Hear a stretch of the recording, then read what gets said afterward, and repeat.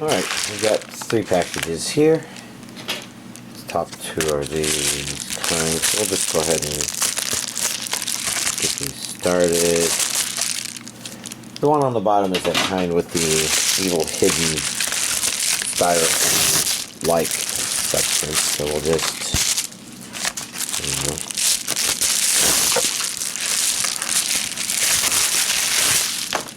get through these real quick.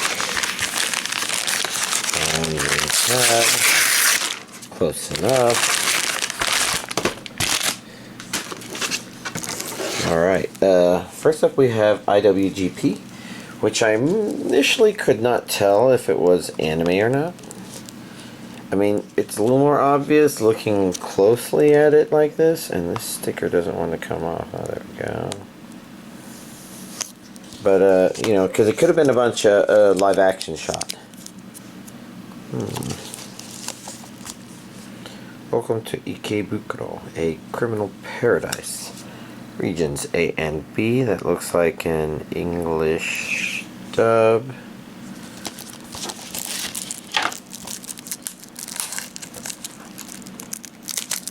Well, you know, my guess based on IWGP not knowing what the acronym stands for, I would have guessed this was, ouch, brains, something, guess a police force sort of thing, so it sounds like police sort of stuff in Ikebukuro.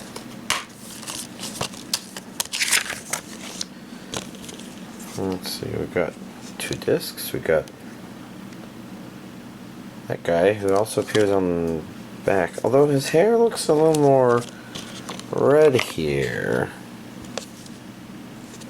Because back here it's kind of brown. Interesting.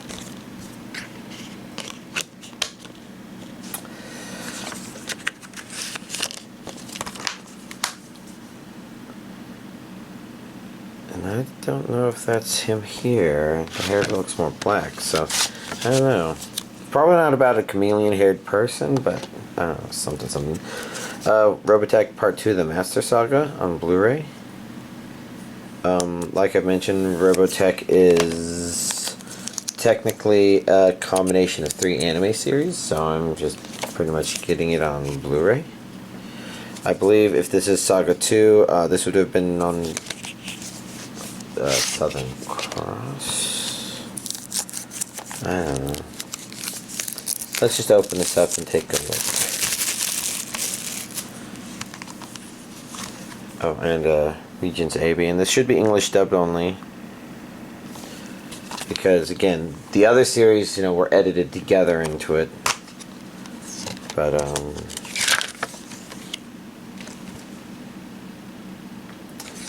it's got some kind of nostalgic artwork to it. I like it. If I were to say this one's the weakest, it's just because next to this one, which I really like, that side profile, would be nice. Oh, there's a face there too. I don't know. It's interesting how it's mostly just weak compared to the other stuff. But I do prefer when the discs show anime characters on them. Next up we have Future Boy Conan, directorial debut of acclaimed director and Studio Ghibli co-founder Hayao Miyazaki, which should make a lot of sense if you've watched a lot of Studio Ghibli stuff. These are very Miyazaki character designs. Go ahead and take that off. That one is, somebody asked me why I take them off, and that one would almost be one worth keeping on, but real joy. This is G-Kits. Oh, interesting. I would have guessed that this was actually released by Discotheque Eastern Star, but now I think about it, this is not the right week for that to have happened, so interesting. I should take a look at the back again, because I would initially expect this one to be Japanese with English subtitles only. But I don't know where G-Kid would mention that stuff. I say G-Kids, but that's a Shout Factory, so maybe that's why G-Kids seems to be pulling a lot of anime releasing weight. It's because Shout Factory's been around for a while. This is probably just one of their branches.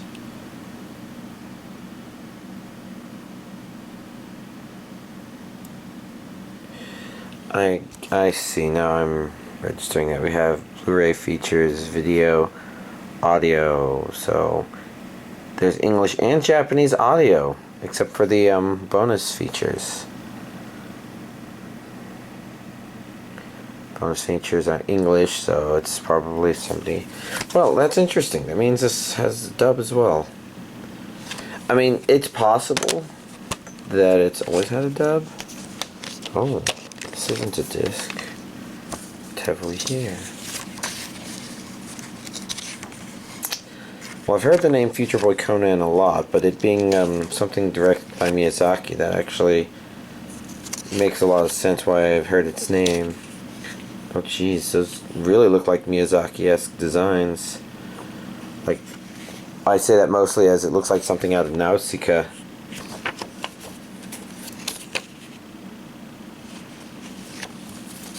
And if he did this before Nausicaa, then it makes sense if there was some pre-work. Let's actually leave that out so we can take a look at the back a little bit. Take a look at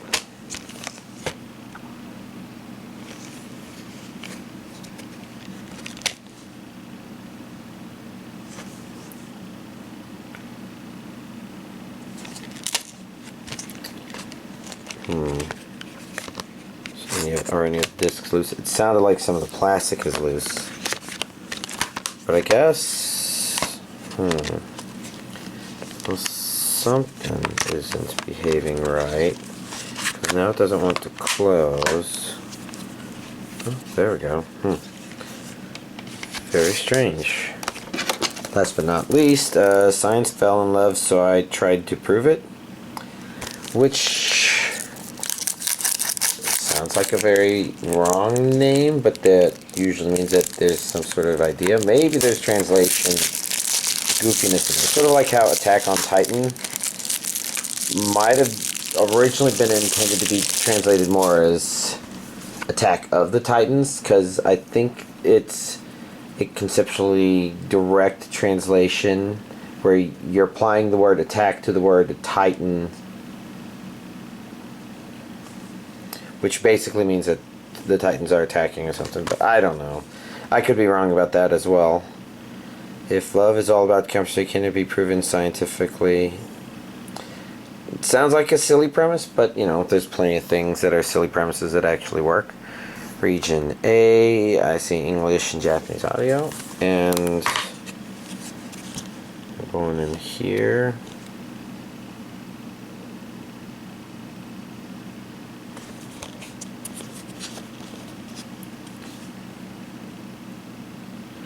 And really it comes down to not whether or not the idea is silly, but if they try to do something with it that is about right. And last but not least, this is a rather unusual thing for me to show, but had to edit something out because my phone was doing something stupid. We have here the final thing, which is a 3D printed Ranma-chan with forgetting his name. I thought it was like Ryuga or something as a pig. And you know, this was a friend that I helped out this week. I haven't seen him in years, so this is pretty cool. Alright, well, that's this week's anime DVD collection update. Alright, let's see. What is there to talk about? There are two things that I've watched that I can really talk about here. One of those is my Friday friend. We've started watching Rising of the Shield Hero. I do believe we only got through the first episode, but it's a slightly longer episode, and I think we got a slightly longer or a slightly later start. But you know, started, and again, it starts off kind of in a neat way. It does some things that are normally aggravating and angering and frustrating to watch, but in my opinion, Rising of the Shield Hero tends to be good because it isn't just about doing those and then mindlessly going forward. It feels like it's actually doing that in order to intentionally drive the show in a direction. Now, that doesn't necessarily mean that it's not full of stupid things. I think I mentioned before complaining that there's a lot of victim blaming that goes on in it. And usually that's a word that's kind of hard to throw around because you have people that deliberately use it for things that are not victim blaming. But in this case, it's a situation where people are like telling our main, and this is stuff that's later in the series, where they're telling our main character that he needs to be the one to reconcile with the other people, but the other pieces of shit are the ones that keep clinging on to false narratives and lies and bullshit like that, and they're the ones that need to pretty much have their guts turned inside out. I mean, this show makes you really angry at people, but it doesn't just sit there on it. It goes in a place where it's just like it moves forward in a better way with that sort of stuff than other shows out there. And maybe it's because my head hurts right now, and I'm not sure why it hurts. Probably because I haven't completely recovered from this past week. But, I do like where it begins. The way it begins, it's, again, frustrating, but it does so in a way that lets you know that you're not just supposed to sit here and take it. You're not necessarily going to see a resolution. You're going to see the show move forward in a way that keeps you interested, for lack of better words. The other thing I watched is one of my subscribers pointed out that the second season of My Next Life as a Villainess did complete, and I'm like, yeah, okay, I'll watch that. And I've seen 4 episodes so far, and it's worth watching. I can say that season 2 kind of starts a little roughly. It's not necessarily that it's bad. It's mostly just that the series had a premise, and while it started deviating from that in the first season was really about that. But the second season is trying to go forward with the momentum from not focusing on that. And it basically means that season 2 kind of begins without purpose other than we like watching these characters, and a lot of the stuff is fun and uplifting, heartwarming or something like that, but it does dance dangerously close to overly enamored by its own characters, I guess. Where, and this is a problem that's somewhat present in the first season, where it's like, they have moments where our characters shine, and they have moments where it's just like, the world is shining for the characters, and it's dangerously close to the same sorts of pitfalls that Mary Jane characters, is that the right word? I'm forgetting. It's it's probably not Mary Jane. It's Mary Sue, the Mary Sue character. Like, the real problem with those are, from a narrative structure, somebody takes something that exists and they kind of make it where the rules of the universe bend around to our characters. And there's some of that does happen in this one, where it's just like, even though little mistakes are happening for our main characters, somehow everybody thinks it's the greatest thing ever, even though I'm not quite sure all of them would necessarily be that case. It just seems to be fortunate for our characters. And it pushes it a little bit, but by episode 3, they have given us some curiosity as to what's going on, and episodes 3 and 4 were actually pretty great, I would say. If you enjoyed the kind of content the show had, give or take how close it was able to stay with its original premise, the fact that it's exploring new territory is, is its own thing. And I'm curious where it's going to go from here, but I watched that episode a little bit ago, and I had some other things to take care of, so I haven't had a chance to continue. The biggest problem with it is being subtitle only. I can't multitask while doing it, especially not with the way I am. And so, that's pretty much the major stuff. My talk about not recovering and exhaustion stuff has to do with And I think I was talking about this last week about, yeah, because I mentioned that I was getting the VR stuff set up for company barbecue. And I ended up doing that, and it worked out pretty well. But it did mean that I was also spending, I recorded the video Monday last week, and that was when I was working on setting up some of the physical hardware and doing some stuff, and that set up the first physical exhaustion. Tuesday was when I purchased games for my second Steam account, right? I have 2 Steam accounts for 2 computers, so that on one computer I do my normal Steam stuff, and on the other, if I ever have a guest and they're going to play something, then both can be played at the same time. It's something you definitely only do if you can throw money at it, and doesn't make sense for most people, but that's what I do. I've probably hinted at it before, because I think I've mentioned that I've purchased Dead by Daylight and all of its DLC twice, once for my main and once for my guest account. But the guest account is the one on my portable VR computer, and so I purchased 10 games for it. I'm not sure if I can remember everything off the top of my head, but always have to buy Beat Saber. Beat Saber's like, it's like the Minecraft of VR stuff. It's like, if you build it in a computer, you're probably going to play VR or Minecraft on it, or at least it used to be the case. And if you're going to build a VR system, you're probably going to make sure it's working by using Beat Saber, because that one's quick to fire up and do something.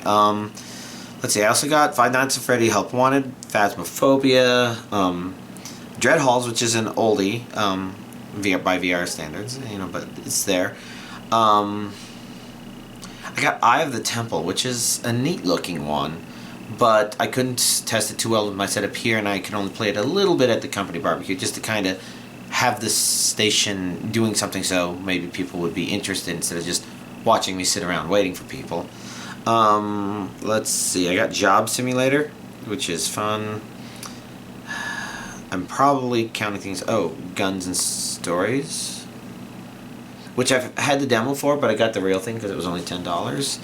Hot Dogs, Horseshoes, Hand Grenades, or Handguns, which I've played around with a little bit. 7. I don't know if I'm keeping track very well, but those are some examples of some stuff, and none of them are like big things. But when you're running VR at a company thing, you really want things that people can get into quick and play quick. Oh, there was also Gorn and Blade and Sorcery, just in case, because you need your sword combat and hand-to-hand combat stuff, fun stuff.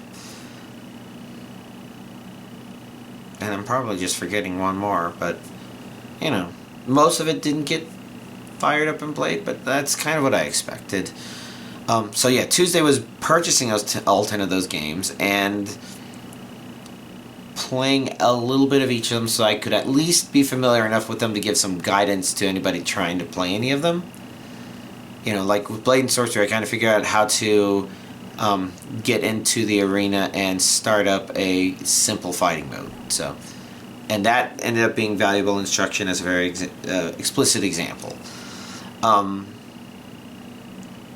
didn't even have to give instruction for Job Simulator, so that coworker did really good at that. But yeah, basically meant Tuesday I was trying out 10 games, enough to at least be able to do the stuff. It was the software test to make sure everything was working, and it was good because it also validated that Phasmophobia was not able to run on that computer. I needed to turn a lot of the graphic settings down, and it was smooth. Nobody played it, but it's a good option to have, because as a VR experience, it does provide its own capability to be spooky. And a lot of this stuff is intended to be set up so that the computer is off Wi-Fi, not connected to the internet. And I don't know that I had the perfect test to make sure that worked for all of these, but everything I tried worked just fine when it came to it. Then Wednesday was digging out my Oculus Quest, charging it, finding out that I hadn't set up the Oculus software on my new phone. Basically I had a lot of stuff to do. And so Wednesday was getting through all that. Thursday, I had everything more or less packed up, but Thursday was then spent getting things staged. That's when I put Steam in offline mode on the computer, turned wireless off, shut that computer down, unplugged it, took its cables, packed those up, had everything basically packed up the night before, so that the next morning I could move it all into the car, get it all up there, carry it all in, set it all up, etc., etc. And then, of course, Friday was not only my Friday friend, but, you know, when you're there and you're doing something that's a little less, here's our work, you end up, if you're part of the group running entertainment, end up being some of the later staying people there to at least clean up stuff. And in this case, while it was only cleaning up and packing up my own stuff, it did mean that I didn't get home till like 6. Actually, it was 6 o'clock. Which is when you then start unpacking stuff here. Mostly simple, but it meant there wasn't much Friday time for myself. And then you may say, okay, but the weekend starts. And the tricky thing about the weekend is, you know, the friend that had this 3D printed for me, well, you know, they were coming into town on Saturday, and in particular, you know, they were coming in at 11 at night. And that's not unheard of. Out of all the members of the family that could have potentially picked them up, I made the most sense. Because, as y'all can tell, I don't really have a family life here. I don't even have a significant other weighing me down. I don't even have pets weighing me down. I'm the most available for going and helping get stuff, not get stuff, but just being there. So, you know, I mentioned that. I said I would be the best to do it, and I'm kind of glad I did, mostly because the roads around there are getting to be a nightmare as the city's trying to build up toll roads to get to and from there. But it's like, if somebody is, there's something scummy going on there. You can get there without going toll roads, but it's not very obvious from the way things are set up. So I think they're trying to trick people into getting onto toll roads, maybe even accidentally.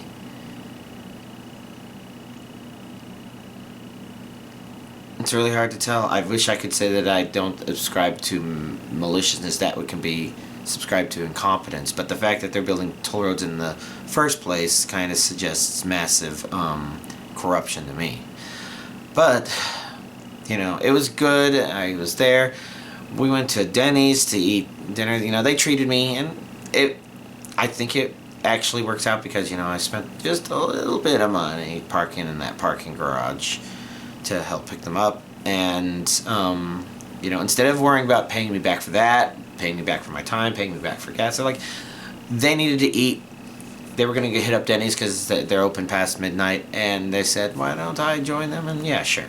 And I had breakfast for dinner. But, you know, this long rambly story is going on to, okay, wow, so, yeah, didn't get to really relax too much on Saturday. I mean, that was late at night, but at the same time, you know, from the previous week, you sleep in late, and then you maybe do some stuff, but you're having to pay attention to that. I guess it doesn't sound like that much, but when I say that it was still like 8 or 9 hours of me time before then, that doesn't sound as recovering, relaxing as maybe a week of physical and mental strenuous work would do. And, okay, Sunday's better, right? Well, no, because not only did I go to bed at 3:30 a.m. because of, you know, all that stuff. It was great socializing with them, but Sunday, i.e., well, it's not yesterday anymore, it's past midnight now. Sunday was when I was officially getting together with that friend and a couple of my brothers to just hang out, play video games. My nephew is a little monster at video games now. And I mean that in the good way. Well, there was some of the bad way in there. He doesn't know not to... When he's getting victories in Super Smash Brothers, he sometimes doesn't know not to say, that was easy, or easy peasy, you know, really toxic stuff that he needs to not do. And his dad did remind him a couple of times. But he's still young and figuring it out. But at the same time, he's probably officially better at me at Mario Kart. And at the same time, Super Smash Brothers, he's probably better than me at that. And, you know, that's everything that everybody has to go through. Is at some point, you know, my own skill goes down and my, your kids or nephews' skills go up. And there's that crossing point. And we're definitely past that crossing point for me. which is a good thing. It means the cycle continues.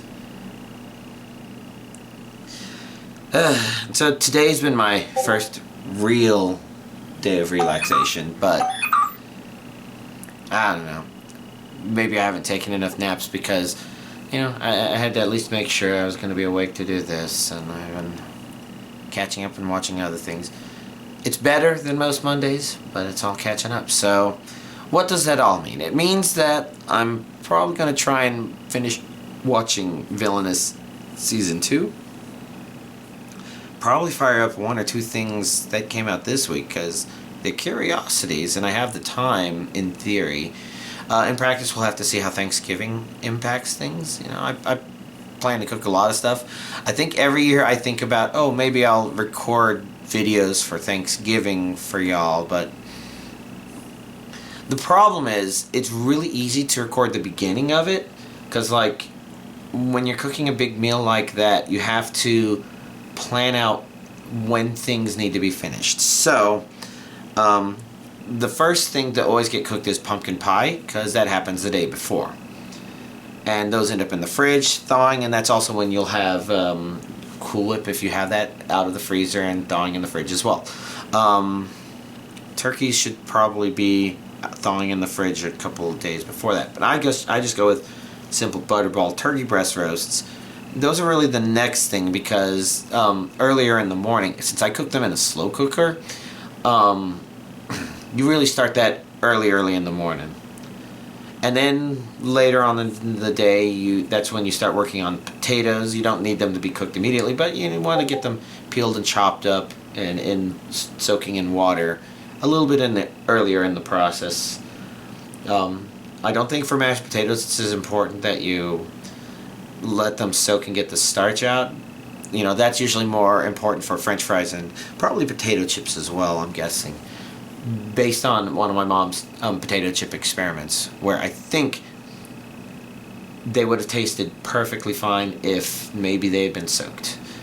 But putting that aside, you know, you get your potatoes ready, and all of that stuff that I just described is pretty straightforward and easy to talk about in a video.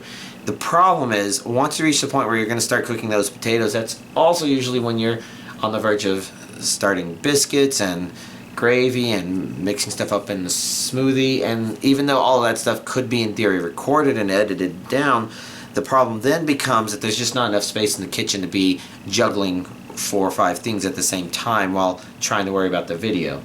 So my experience from last year, and I probably tried it the year before, but from last year I distinctly remember when I tried to record this, I found that initially it seemed like I could, but once it came down to the madness of finishing everything up, no go.